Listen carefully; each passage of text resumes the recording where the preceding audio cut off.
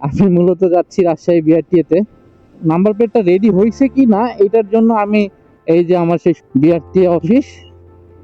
আসসালামু আলাইকুম, আশা করি সবাই ভালো আছেন। আমিও আলহামদুলিল্লাহ ভালো আছি। এখন বাজে 11টা 20। আমি মূলত যাচ্ছি রাজশাহী বিআরটিএতে, যেটা রাজশাহীর আমচত্বরে। তো সেখানেই যাচ্ছি, সেটার উদ্দেশ্যে আর কি এখন বের হওয়া। আর এখানে আমার কাজ কি সেটা একটু বলি। আমি যখন ফিঙ্গারপ্রিন্ট দেই সেটা মেবি আজকে থেকে মানে 6-7 মাস তো হবেই, হ্যাঁ। আর আমাকে বলা হয়েছিল সেখানে মানে মেন যেটা সময় যেটা মানে 2 থেকে 3 মাসের মধ্যে আমি ডিজিটাল নাম্বার প্লেটটা পাবো। স্মার্ট কার্ডের কথা বলা হয় নাই। কি বলবো, এখন আমার অলরেডি 6 মাস পার হয়ে যাচ্ছে, তো তবুও আমি এখনো নাম্বার প্লেট পাই নাই, ডিজিটাল নাম্বার প্লেট। তো সেইটার উদ্দেশ্যেই মূলত যাচ্ছি। আর আরেকটা বিষয় হচ্ছে, আমার নাম্বার প্লেটটা করতে দেওয়া ছিল নওগাঁ বিআরটিএতে, মানে নাম্বারটা করা নওগাঁ বিআরটিএতে। তো সেখানে ফিঙ্গারপ্রিন্ট আমি দিছিলাম না, ফিঙ্গারপ্রিন্ট দিছিলাম রাজশাহীতে। এটা আমি আসলে জানি না যে আমার নাম্বার প্লেটটা কি এখানে আছে, আদৌ কি আমি এখান থেকে পাবো কি না। আর এটার উদ্দেশ্যেই মূলত যাওয়া। তো দেখি আমি পাই কি না। আর যদি না পাই তো হয়তোবা নওগাঁ গিয়ে আমাকে নিতে হবে আর কি।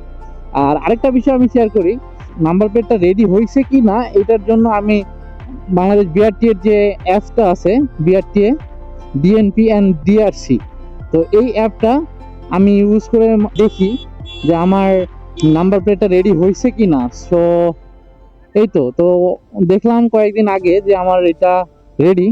তো এই কারণে আর কি আজকে মূলত আসছি। আমি এখন বর্তমানে আমচত্বরের একটা চক্কর মাইরা পরে এই যে চলে আসছি সেই বিআরটিএ অফিসে। এই যে আমার সেই বিআরটিএ অফিস। দেখি আমি ডান দিকে যাব। ইনশাল্লাহ আজকে তো মেবি পরীক্ষা টরীক্ষা আছে। কাহিনী যেটা হচ্ছে, আমাকে এখন এখান থেকে চলে যাইতে হচ্ছে। আর বিষয়টা আপনাদের সাথে শেয়ার করতেছি, সাথেই থাকবেন। তো এখন বিষয় যেটা হচ্ছে, আমার জানা ছিল না আর কি যে মানে আমি এখানে গেলে পাবো কি না, যেহেতু আমি ফিঙ্গারপ্রিন্টটা এখানে দিছি।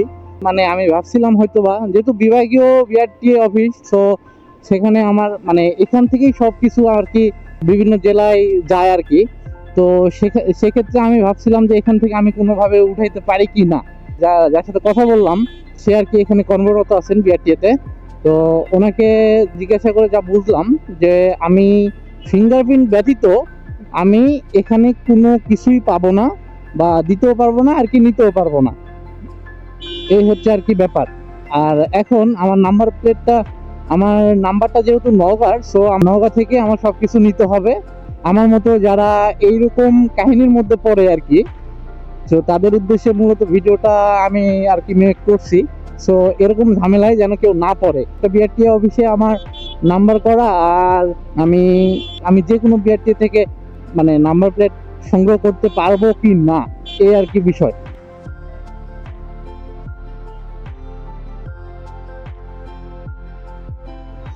এটা হচ্ছে কাহিনী। সো ওখানে সিগন্যাল একটু পড়ছিলাম, বিজিবির কে যেন বের হইলো গাড়ি নিয়ে, আমাকে থামতে হবে, কারণ অবশ্যই তাদের সময়ের মূল্য বেশি। তো সেটা ব্যাপার না। আজকে ভিডিওটা মূলত এ পর্যন্তই। সবাই ভালো থাকবেন, সুস্থ থাকবেন, আর আমার জন্য দোয়া করবেন। আমিও আপনাদের জন্য দোয়া করি। যে যেখানেই থাকেন ভালো থাকবেন, সুস্থ থাকবেন।